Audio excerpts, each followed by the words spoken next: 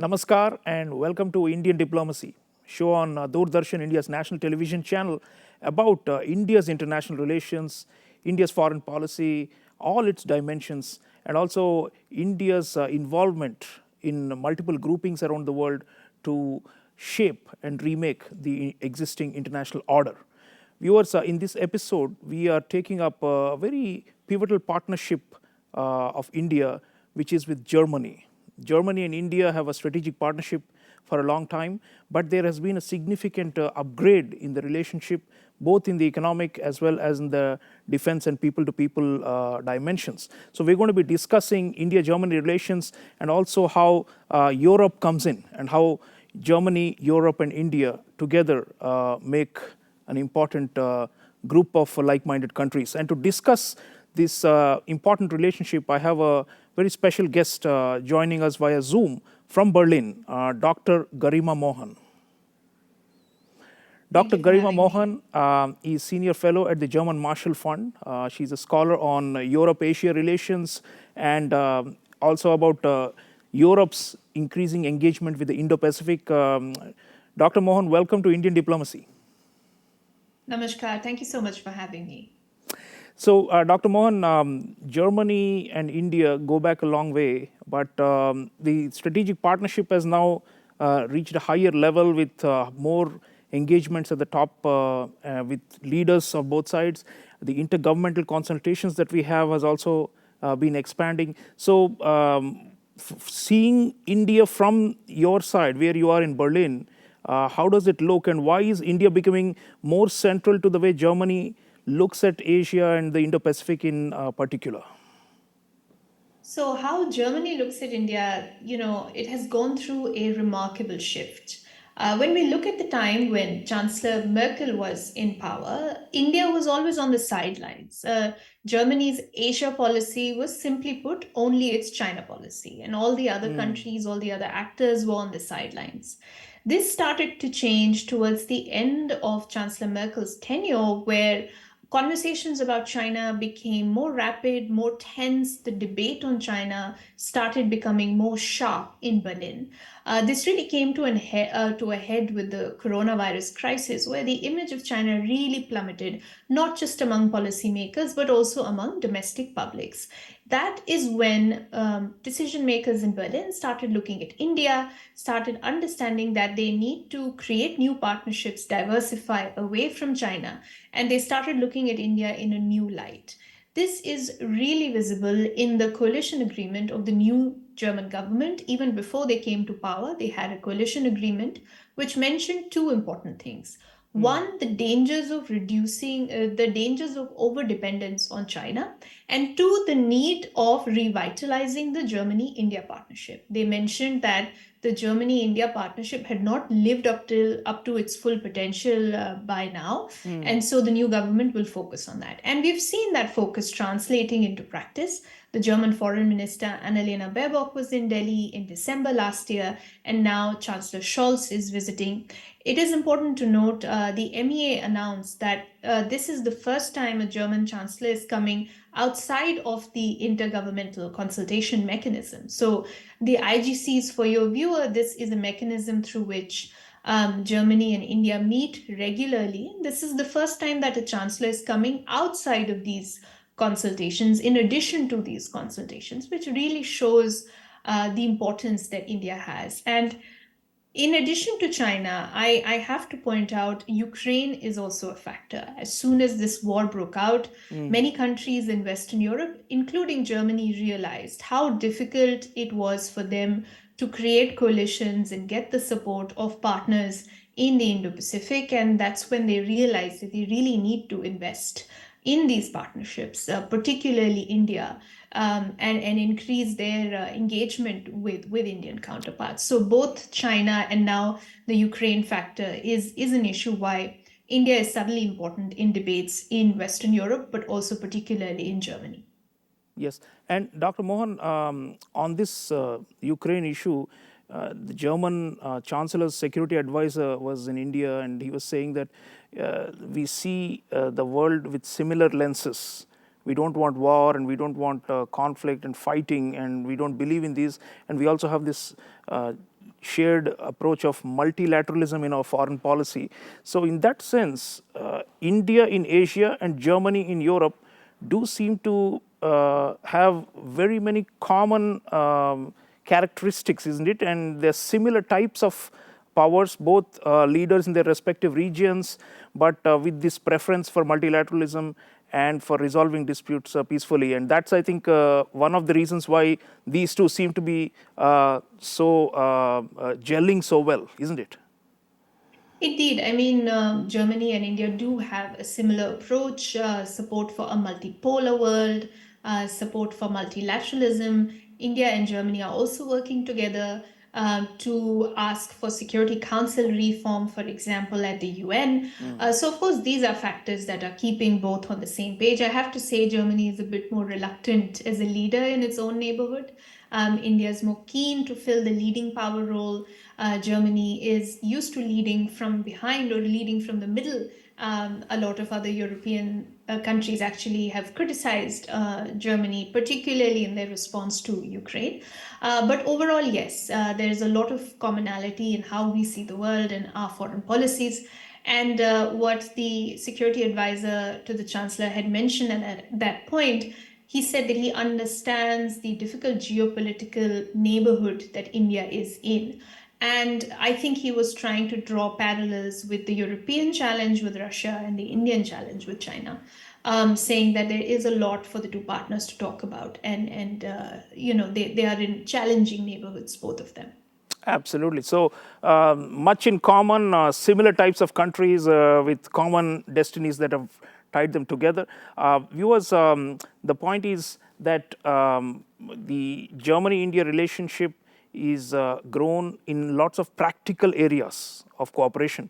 And let's look at a few of them. Dr. Garima Mohan already mentioned the intergovernmental consultations. So the 2022 IGC, Prime Minister Narendra Modi was there in Berlin, and he spoke about some key areas that are of high importance for the German foreign policy and where they're cooperating with India. Let's listen in to this practical cooperation agenda and continue the discussion. आज हम Indo Germany partnership on green and sustainable development launch कर रहे हैं। भारत ने Glasgow में अपने climate ambition को बढ़ाकर विश्व को यह दर्शाया है कि हमारे लिए ग्रीन एंड सस्टेनेबल ग्रोथ एक आर्टिकल ऑफ फेथ है। इस नई पार्टनरशिप के तहत जर्मनी ने 2030 तक 10 बिलियन यूरो की अतिरिक्त विकास सहायता से भारत के ग्रीन ग्रोथ प्लान्स को सपोर्ट करने का निर्णय लिया है। इसके लिए मैं जर्मनी और चांसलर शोर्ज को धन्यवाद देता हूं। हमारे कॉम्प्लीमेंट्री स्ट्रेंथ को देखते हुए हमने एक ग्रीन हाइड्रोजन टास्क फोर्स भी बनाने का निर्णय लिया है। दोनों देशों में ग्रीन हाइड्रोजन इंफ्रास्ट्रक्चर को बढ़ाने के लिए में यह बहुत उपयोगी रहेगा। भारत और जर्मनी दोनों को ही अन्य देशों में डेवलपमेंट कोऑपरेशन का लंबा अनुभव है। आज हमने अपने अनुभवों को जोड़कर त्रिपक्षीय कोऑपरेशन के जरिए तीसरे देशों में संयुक्त परियोजनाओं पर कार्य करने का भी निर्णय लिया है। हमारे यह सहयोग विकासशील विश्व के लिए पारदर्शी और सस्टेनेबल विकास परियोजनाओं का विकल्प प्रदान करेगा। So viewers, you saw Prime Minister of India explaining 3 areas in which Germany and India are advancing their strategic cooperation. One is climate change, the second is energy, and the third is joint activities in third countries. And on this there has been progress also in countries of Africa like Malawi, Ghana, Cameroon, and also in Latin America and Peru. Germany and India are actually doing joint projects. So coming back to Dr. Garima Mohan, Dr. Mohan, the thing is, you just heard the Prime Minister of India mention the areas of cooperation. And why has climate change, for example, always been an important public policy interest for the German government. But what about energy and third country cooperation? These are very interesting new ways in which we are doing joint projects, and I think it's worth understanding the reason why Germany and India are partnering in this fashion. Absolutely. This is a new facet of our cooperation and a very important one at that. Let me start with climate. I think climate has been a central part of German foreign policy, but it is even more so now in this new government with the coalition partners of the Green Party. The German foreign minister comes from the Green Party, and they have very clear ambitions when it comes to dealing with climate change with particular partners. India also has given a lot of importance to climate, not just in our national policy, but also in multilateral negotiations. In talks about climate change, India wants to take a leading role. So, this climate cooperation is crucial for the India German partnership. In addition to that, Germany is also home to a lot of companies working with advanced technologies, particularly when it comes to meeting renewable energy targets. India has very ambitious renewable energy targets, and here German expertise, German businesses are quite important partners for India. So this is also a part of the partnership that has become important. And then working in third countries, that to me is the most interesting part of this cooperation so far, which is not just working bilaterally with each other, but actually taking our respective expertise, pooling it, and taking it to third countries. Now, this is important because so far it's only been countries like China through projects like the Belt and Road. They've really been making inroads in Africa and Latin America, where there's a lot of demand for new energies, for new infrastructure. And I'm really glad to see that India and Germany are working together to fill this vacuum. So this is not just an economic cooperation, it's also a strategic cooperation. Filling in a vacuum where there's a lot of competition. Now, this is a space where there will be competition. And it is interesting to see Germany and India working together on these. I was also interested to see that in the statement from the ministries about Chancellor Scholz's visit, security defense was also highlighted as an important factor of cooperation. I think this would very much be talking about China as well as Russia and Ukraine between the two countries. And then, of course, I think we'll also talk about the mobility agreement and the need for young educated professionals that countries like Germany and in Western Europe have and are also looking to India as partners. So I think the cooperation has really become more broad-based, and there are new areas both Germany and India are trying to explore and work together on.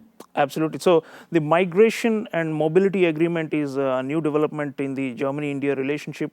It has implications for movement of skilled professionals on both sides and for service sector trade. So this is also on the way up, and it's a positive development.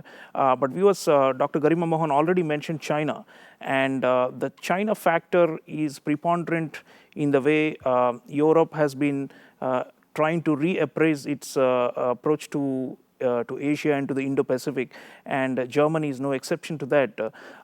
Let's hear the German Foreign Minister Annalena Baerbock recently when she was in India talking about the China factor and how important it is, and how China looms large in the way Germany and Europe look at this region. And that, of course, has an implication for how they view India as a counterweight. Let's hear the German Foreign Minister and continue. Yes, with a view to China. As our European friends, we pursue a tripartite approach that is enshrined in our coalition treaty as well. Almost to the day, we have been in office for a year, and we are pursuing a strategy with three parts. China is seen as a partner in global challenges, a competitor, and increasingly as a systemic rival as well. China has changed very much over the last few years, and I think the whole region can see this and feel this. So the exchange with actors from the region is very important to us, especially India as a direct neighbor.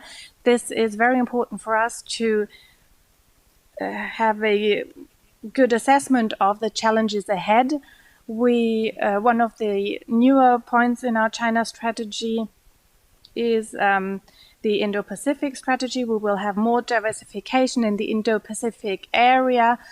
There is huge potential for German and European companies. Until now, we've been focusing very much on China, but there are also ties with India and Japan, but not so many with many other neighboring countries. And when it comes to India, we have both highlighted that there is huge potential for further cooperation, both in terms of economic ties, but also when it comes to the security situation. In Germany, we have seen what it means when you become strongly dependent on one country, a country that does not share your values. So with a view to the political and security policy aspects and developments in the region, we will closely cooperate with our partners in the region. Right. So viewers, Annalena Baerbock, the German foreign minister, calling a spade and saying that they see China as a systemic rival.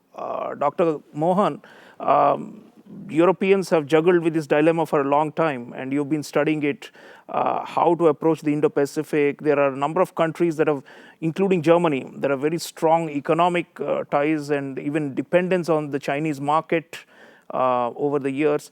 And yet, the issues of human rights in Xinjiang, in Hong Kong, the issue with the Russia-Ukraine war and the way China has been siding so blatantly and openly with Russia, all these factors seem to have soured the mood in Europe about China, isn't it?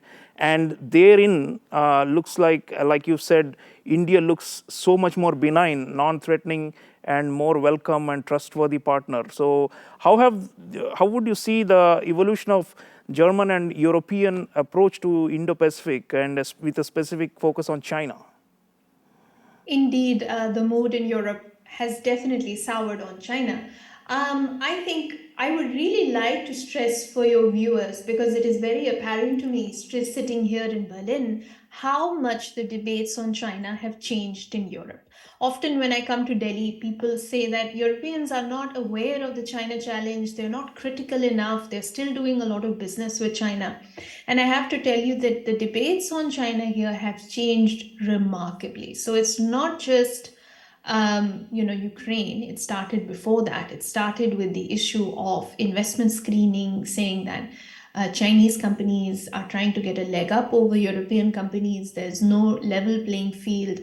On critical technologies like 5G, the role of companies like Huawei was being questioned. It was being seen as a national security threat. And then came the Ukraine conflict, where the role of China in tacitly supporting Russia, of course, has captured the attention of people.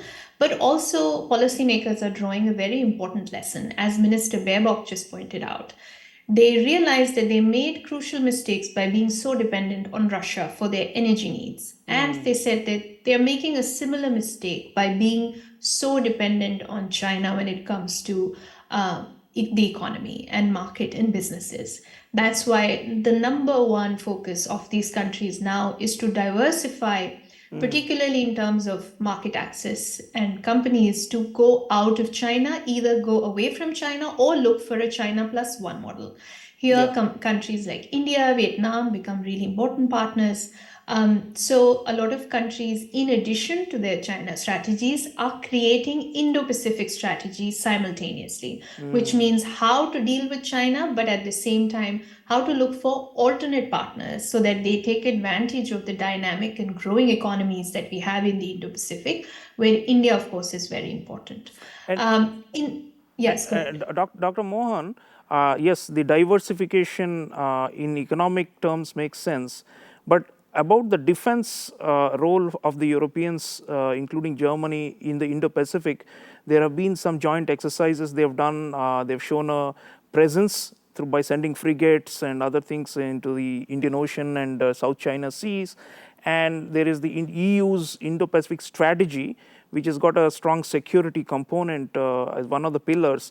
So on that front, I mean, some people are skeptical because the Europeans are so far away geographically, and they cannot really project power in Indo-Pacific and be a big balancing factor the way US is, for example, So, but France, of course, does have a stronger military hand, but Germany and the rest of them seem to be more capable only in the economic sphere, or would you say there's also a role for them in defense and military cooperation and joint exercises and show of force that can deter Chinese expansionism in this region?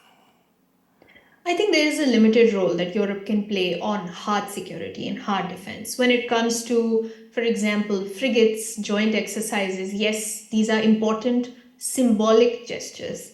How will they tip the scales in terms of power projection? That is still unclear.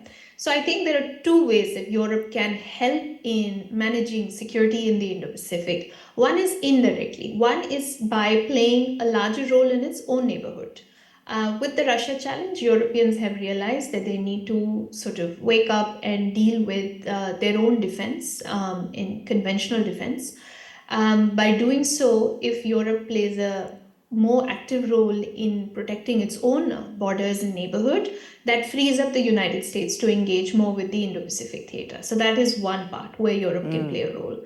Second is, of course, these joint exercises and particularly actors like France and the United Kingdom that have presence in the Indo-Pacific. But I think the third and most important role that Europe can play is not just in terms of economics, but also in terms of technology, infrastructure, dealing with non-traditional security challenges like climate change, which, to be frank, is an existential threat to island states in the Indian Ocean and smaller countries. And we've seen that often these countries have been ignored and they turn to countries like China, who then come along not just with economic investment, but also political influence, often setting up bases in these countries. So they're having partners who can invest in infrastructure, who can provide technological assets, who can provide all of these capacities. It is important because it's not just about economics, it has a clear implication on security as well. So when it comes to these challenges, the implications of economic investments and the impact of that on security, of strategic projects, here Europe can be an important actor. And we have not really utilized this aspect of European presence, investment, capacities, money to deal with some of these challenges. So I think when we look at security more broadly, Europe can certainly play a role in the Indo-Pacific. Yes, including the non-traditional arenas where, in fact, the EU is the biggest investor collectively in the Indo-Pacific region. People often don't realize that if you add up all the individual countries' investment. So perhaps a more strategic and concerted and unified approach will help, although there are countries with whom China has been courting in Central and Eastern Europe and trying to form separate subgroups within the EU and divide the EU on this question and weaken their Indo-Pacific outlook. So last word, Dr. Mohan, Germany, Europe and India, a lot of positive developments, but like you said at the beginning, maybe unfulfilled potential also. So any one or two growth areas you think where we should focus on more to help shape this region? Chancellor Scholz has already said that he agrees with India's External Affairs Minister Dr. S. Jaishankar that Europe should take the problems of other parts of the world more seriously, not just be navel gazing only internally at its own problems. So it suggests that Europe wants to play a bigger role and is keen to contribute and help partners like India going forward. Definitely. I think 2 points from my side to conclude this. One would be strengthening our economic partnership. The EU is the third most important trading partner for India, but India is only number 10 for the EU. I think before we can get to the free trade agreement, which is very complex, there are other smaller steps we can take to attract businesses, attract companies, attract investments in India. And this is a low-hanging fruit. It can be done easily and would immediately expand the potential of this partnership. Second, I think Europe and India really need to talk more about their own neighborhoods and their strategic challenges. After Ukraine, only did people in Europe wake up and realize that India has a very different relationship to Russia than they do. Indians have also been talking a lot about their relationship with China, and Europe has been a little late to understand that.